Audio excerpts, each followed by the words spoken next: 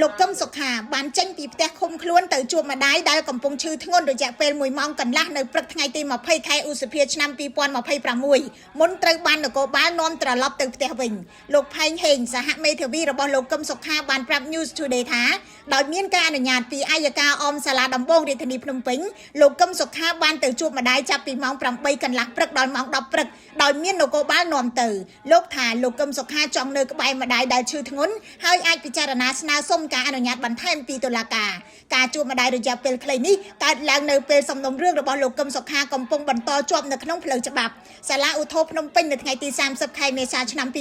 2026បានប្រកាសសាលដីកាតម្កល់ទោសលោកកឹមសុខាឲ្យជាប់ពន្ធនាគារ27ឆ្នាំដដែលពីបទគប់គិតជាមួយបរទេសពលគឺសហរដ្ឋអាមេរិកដើម្បីផ្ដួលរំលំរដ្ឋាភិបាលកម្ពុជាសាលាឧទ្ធរក៏បានថែមបំរាមមិនឲ្យលោកកឹមសុខាចាកចេញពីប្រទេសកម្ពុជារយៈពេល5ឆ្នាំទៀតលោកមេធាវីផែងហេងបានឲ្យដឹងថាលោកកឹមសុខាមិនទាន់សម្រេចថានឹងប្តឹងសារទុកទៅតុលាការកំពូលឬយ៉ាងណាទេដោយលោកមើលឃើញថាសំណុំរឿងនេះមានលក្ខណៈនយោបាយហើយច្រកចេញអាចពឹងផ្អែកទៅលើការសម្រេចចិត្តរបស់មេដឹកនាំនយោបាយកំពូលជាពិសេសសម្ដេចហ៊ុនសែនប្រធានព្រឹទ្ធសភាកម្ពុជា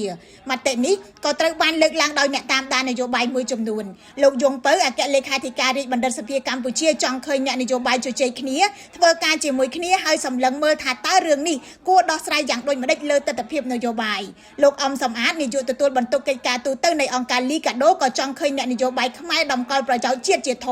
ប៉ុន្តែភាគីរាជរដ្ឋាភិបាលមើលឃើញផ្ទុយពីនេះលោកប៉ែនប៊ុនណាអ្នកនាំពាក្យរដ្ឋាភិបាលនិយាយថានេះគឺជារឿងរបស់លោកកឹមសុខាជាមួយតុលាការចំណែកលោកជាធិរិទ្ធអ្នកនាំពាក្យប្រធានព្រឹទ្ធសភាបញ្ជាក់ថាករណីរបស់លោកកឹមសុខាមិនពាក់ព័ន្ធនឹងសម្ដេចហ៊ុនសែនឡើយសូមរំលឹកថាលោកកឹមសុខាត្រូវសាលាដំបងរាជធានីភ្នំពេញកាត់ទោសនៅក្នុងឆ្នាំ2023ឲ្យជាប់ពន្ធនាគារ27ឆ្នាំនិងត្រូវជាប់ឃុំនៅក្នុងផ្ទះនៅភ្នំពេញលោកបានបដិសេធការចោទប្រកាន់ហើយបានប្តឹងឧទ្ធរជំទាស់ក្រោយសាលដីកាឧទ្ធរបណ្ដាស្ថានទូតមួយចំនួនរួមមានអូស្ត្រាលីបារាំងអាល្លឺម៉ង់អង់គ្លេសនិងសហភាពអឺរ៉ុបបានសម្ដែងការខកចិត្តចំណែកអាមេរិកបានបដិសេធការចោទប្រកាន់ថាពាក់ព័ន្ធទៅនឹងផែនការប្រឆាំងរដ្ឋាភិបាលកម្ពុជាដោយថាការអះអាងបែបនេះមិនពិតនិងគ្មានការទទួលខុសត្រូវមកដល់ពេលនេះការសម្របសម្រួលនយោបាយហាក់នៅឆ្ងាយពីក្តីរំពឹងរបស់សង្គមស៊ីវិលខ្ញុំរស់សុធាពី News Today NTTV